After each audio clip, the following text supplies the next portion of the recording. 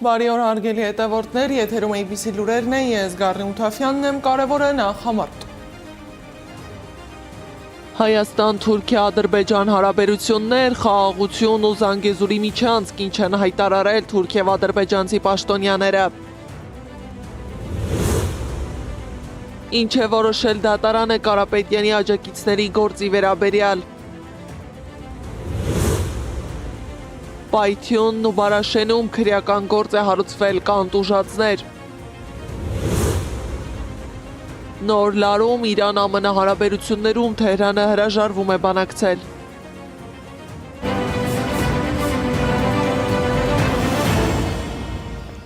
Հայաստան-Ադրբեջան-Թուրքիա հարաբերություններ, խաղաղության համաձայնագիր և այսպես կոչված Զանգեզուրի միջանցք։ Այս հարցերը ոչ միայն Երևանի ու Բաքվի օրակարգում են, այլև Անկարայի։ Թուրքիայի արտգործնախարար Հական Ֆիդանը հայտարարել է Անկարայում հույս ունեմ, որ մոտ ժամանակում կստորագրվի խաղաղության համաձայնագիրը։ Նրա խոսքով Ադրբեջանի, Թուրքիայի և Հայաստանի միջև հարաբերությունների կարգավորումը ունի տնտեսական առավելություններ։ Մեր տարածաշրջանի դերը միջին միջանցքի իրականացման հարցում չափազանց կարևոր է, քանի որ հարավային Կովկասում կայունությունը կարևոր է այդ միջանցքի անվտանգության տեսանկյունից։ Զանգեզուրի միջանցքը շատ կարևոր ուղի է Թուրքիայի համար։ Այս հարցի շուրջ մենք նաև աշխատում ենք Եվրոպական միության հետ։ Ադրբեջանի և Հայաստանի միջև խաղաղության պայմանագրի ստորագրումը նպաստում է տարածաշրջանի բոլոր երկրների զարգացմանը։ Մենք շատ մոտ ենք դրան։ Ադրբեջանի արտգործնախարար Ceyhun Bayramova հայտարարել է, որ Հայաստան-Ադրբեջան հարաբերությունների կարգավորման գործընթացում եղած անխուսափելի հարցերը կարող են լուծվել առաջիկա ամիսներին։ Նրա խոսքով վերջին շրջանում այս ուղղությամբ տեղի են ունեցել կարևոր զարգացումներ։ Բայրամովը հատկապես ընդգծել է Վաշինգտոնի գագաթնաժողովի և նախկինում ստորագրված համատեղ հայտարարությունների նշանակությունը, նշելով, որ այդ փաստաթղթերը ձևավորել են խաղաղ գործընթացի հետագա փուլերի ճանապարհային քարտեզը։ Հակամարտությունն ավարտված է, կողմերը քննարկում են խաղաղության համաձայնագրի փոխադարձ առևտրի հարցերը, բայց պահանջների ցուցակը ընդլայնվում է, ձեռագիրը մնում նույնը։ Արարատի պատկերով ցուցահանդեսը Ադրբեջանում առաջին հայացքից մշակութային նախաձեռնություն է թվում, բայց մասնագետներն այն դիտարկում են ավելի լայն քաղաքական գործընթացի մաս։ Այսպես կոչված Արևմտյան Ադրբեջան գաղափարախոսությունը ըստ փորձագետների տարիների ընթացքում ձևավորվել է որպես համակարգված ծրագիր, սկսած տեղանունների խեղաթյուրումից կրթական ու մշակութային նախաձեռնություններ։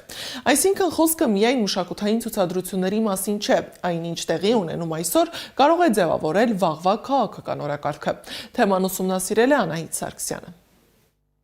Արարատի նկարն է ցուցադրվում Արևմտյան Ադրբեջան խորագրով ցուցահանդեսում։ Նկարիչը Ալի Իսմայիլ Ալիևը տոգորված է իր նկարներում պատկերված տարածքներ գալու գաղափարով։ Ապրիլի 16-ից 18-ն է այդ Արևմտյան Ադրբեջան կեղծ նարատիվի հերթական ցուցահանդեսը իրականացվում Բաքվում։ Ըստ էության այնտեղ հերթական անգամ այդ էքսպանսիոնիստական դրսևորումներն են տեղանունների եւ ոչ միայն նման դրսևորումներով։ Տեսանք նաեւ Մասիսի, Սիսի պատկերները իրենց հրապարակումներում այնտեղ նաեւ հրատարակվել է եւ այսպես ասած շնորհանդեսն է տեղի ունեցել Երևանում ադրբեջանական կրթության վերաբերյալ։ Վերջին օրինակներից մեկը Արևմտյան Զանգեզուր կոչվող տեղանունների բառարանի ստեղծումն է, որն Արևմտյան Ադրբեջան կազմակերպության ղեկավար Ազիզ Ալեքբերլին բնորոշում է որպես հոգևոր վերադարձ պատմական տարածքներ։ Փորձագետների գնահատմամբ նման ձևակերպումները պատահական չեն։ Դրանք նախապատրաստում են հողը նաև քաղաքական եւ հնարավոր ֆիզիկական պահանջների համար։ Ադրբեջանագետ Արմինե Ադիբեկյանը նշում է. վերջնանպատակը Հայաստան հասնելն է։ Մարդը հստակ 300,000 թիվը նշել է, այսինքն այն 300,000 հոգուց բաղկացած ցուցակ պետք է կազմակերպեն։ Այս մարդկանց վարժեցնում են։ Պատկերացրեք դիվերսիոն խումբ է։ Արևմտյան Ադրբեջանի եւ հավաքական վերադարձի նարատիվը նոր չէ։ Մասնավորապես կազմակերպությունը կա 1989 թվականից, սակայն 44-օրյա պատերազմից հետո Բաքուն պատմական նարատիվների որոշակի փոփոխություն արեց։ 22 թվականի օգոստոսին է ձևավորվել համայնքը, դեկտեմբերին Ալիևի հայտարարությամբ, այսպես ասած, նշվում է նրա ուրեմն մեկնարկը, որտեղ ինչպես ինքը ասեցի նորից, հայտարարեց, որ Հայաստանի Հանրապետության տարածքը ադրբեջանական պատմական հող է եւ իրենք պետք է վերադարձի օրակարգ ձևավորեն։ Արևմտյան Ադրբեջանի այս ծրագիրը դեռևս պասիվ փուլում է արտաքին քաղաքականության տեսանկյունից։ Մի փոքր լռում են հասկանալու համար ընտրության արդյունքները։ Կփոխվի արդյոք Հայաստանի Հանրապետության ներկայիս իշխանությունը, թե ոչ։ Ըստ դրա էլ կշարունակեն իրենց գործունեությունը եւ հստակորեն կձևավորեն քաղաքական օրակարգը։ Հատկապես վերջին շրջանում, երբ որ Ադրբեջանի իշխանությունները առավել զուսպ են իրենց քաղաքական խոսույթում, այսինքն նույն Արևմտյան Ադրբեջանի կեղծ նարատիվը եւ մյուս հնարավոր բոլոր իրենց օրակարգերը այս պահին չեն բարձրաձայնվում պետական մակարդակով, սակայն այս ուրեմն համայնք կոչվածը, Արևմտյան Ադրբեջան համայնք կոչվածը այս պահին ծառայում է այդ նարատիվի առաջ մղողը, մինչեւ որ ընտրությունների արդյունքները Հայաստանում պարզ կլինեն։ Ադրբեջանական մեդիադաշտը հատուկ աշխատում է հայկական տարածքները ադրբեջանական ներկայացնելու կեղծ թեզերը տարածելով։ Միայն Baku TV իրենց լրատվական գործակալության YouTube-յան հարթակում ավելի քան 880 տեսանյութ կա այդ խորագրով։ Ազերթաջ լրատվականը ավելի քան 200 հրապարակում ունի վերջին ուրեմն հունվարից սկսած ժամանակաշրջանի վերաբերյալ այդ կեղծ նարատիվի շուրջ, այսինքն ցուցահանդեսներ լինեն, հանդիպումներ լինեն կամ պարզապես հայտարարություններ լինեն, հիմնական տարածողն է այդ Ազերթաջ լրատվականը, այնտեղ AzTV-ն կա եւ մյուս ուրեմն հեռուստաընկերությունները Ադրբեջանում վերջին տարիներին հետևողականորեն օնլայնվում է այսպես կոչված Արևմտյան Ադրբեջան խոսույթը վերածվելով պետականորեն խրախուսվող գաղափարախոսության։ Ադրբեջանը գետը նաև նշում է, որ տվյալ խոսույթն այնքան հեռու է իրականությունից, որ միջազգային հարթակներում ուղղակի կարող է դառնալ ծաղրանքի առարկա։ Ամենակարևորը այդ հարցը միջազգային հարթակներում պետք է բարձրացնի Հայաստանը, ինչը Հայաստանը չի անում։ Բացի տեղանունների բառարաններից, Երևանի պետական ադրբեջանական դրամատիկական թատրոն, դպրոցներում Արևմտյան Ադրբեջանի թեմայով էսսեների եւ շարադրությունների մրցույթներ, բազմաթիվ գրախոսություններ, սեմինարներ։ Արևմտյան Ադրբեջան անունով մի մեծ նախագիծ, որին ներկայիս իշխանությունը չի հակադարձում։ Այս ամենն ըստ մասնագետների ցույց է տալիս, որ խոսքը ոչ թե առանձին նախաձեռնությունների, այլ երկարաժամկետ եւ համակարգված քաղաքականության մասին է։ Սա նշանակում է մեկ բան. խաղաղության մասին խոսելիս անհրաժեշտ է հաշվի առնել նաև իրական գործընթացները, որոնք ձևավորվում են Ադրբեջանի ներսում։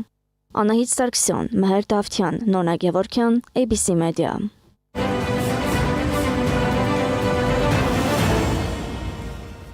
Մի քանի օր առաջ հակակոռուպցիոն դատարանի մոտ աջակցություն Սամվել Կարապետյանի տեղի ունեցած երթի ընթացքում բերման ենթարկված Վաղինակ Ղազարյանին եւ Մայիս Բաղումյանին կալանավորելու միջնորդությունը դատարանը մերժել է։ Վաղինակ Ղազարյանը մեղադրվում է խուլիգանության, իսկ Մասիս Բաղումյանը ոստիկանին դիմադրելու եւ խուլիգանության համար։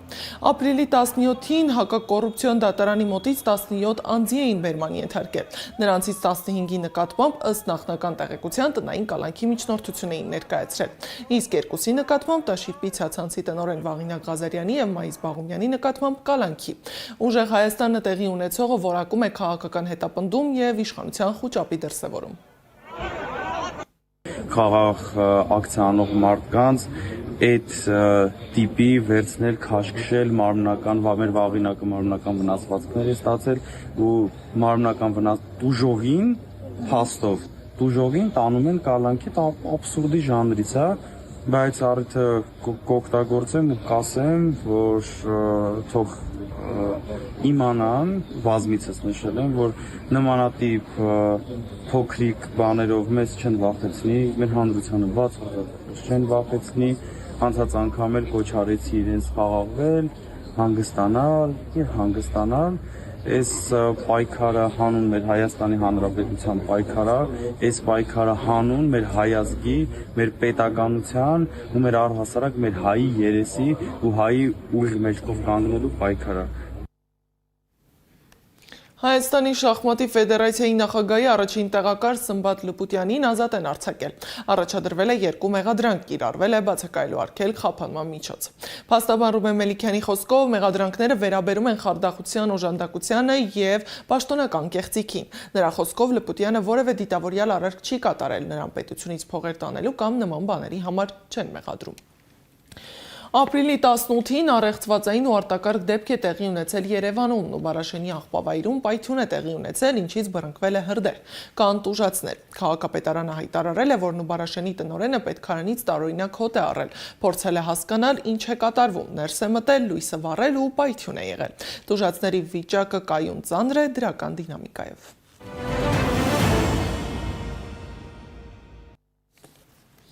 Դոնալդ Թրամփը հայտարարել է, որ ամերիկացի զինվորականներն Օմանի ծոցում զավթել են Իրանի դրոշով նավարկվող բեռնատարնավ։ Այն ըստ ԱՄՆ նախագահի փորձել է դուրս գալ ծովային շրջափակումից, բայց չի հաջողել։ Իրանի զինված ուժերի կենտրոնական շտաբի ներկայացուցիչն էլ հայտարարել է, որ Իրանը շուտով պատասխան կտա այդ նավը զավթելուն։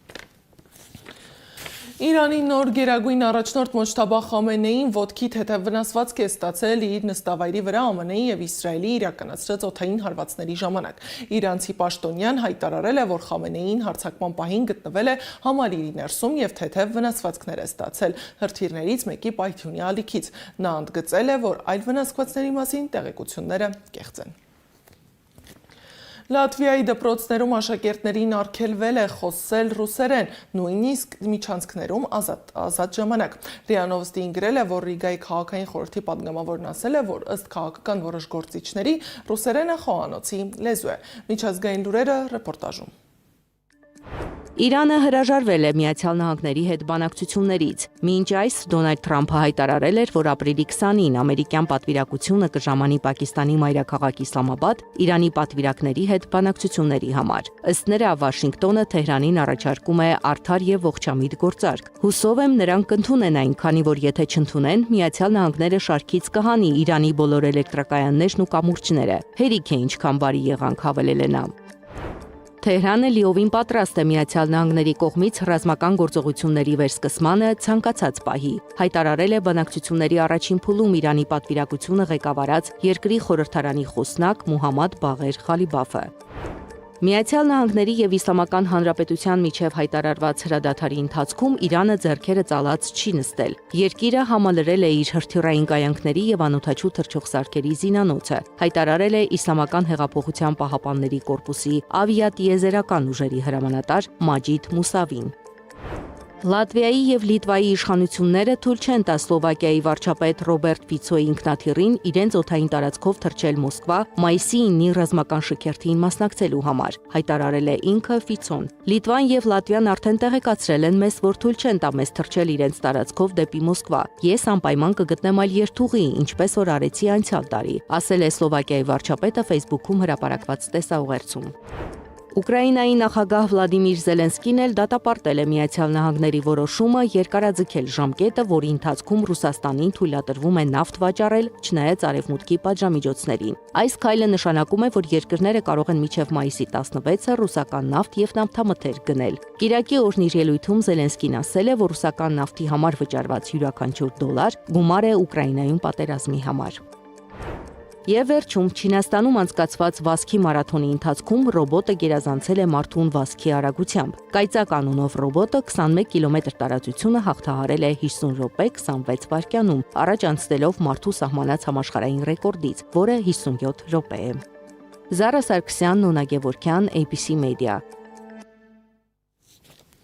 Իսպանիայում կինն աշխատանքից ազատվելուց հետո ոչնչացրել է 2.7 միլիոն դոլար արժողությամբ գինի։ Աշխատակցուհին 1 տարվա ժամանակավոր աշխատանքային պայմանագիր ուներ գինեգործական ընկերության հետ եւ փետրվարի առաջին շաբաթում նրան տեղեկացրել են, որ պայմանագիրը չի երկարացվելու։ Այս ժամի համար նախատեսել էինք այսքանը, շարունակեք հետևել մեզ YouTube-ում, Facebook-ում, Telegram-ում, WhatsApp-ում, Instagram-ում, TikTok-ում կամ այցելեք մեր պաշտոնական կայք www.abcmedia.am։ Լուրերի հաջորդ թողարկումը ժամը 15-ին է։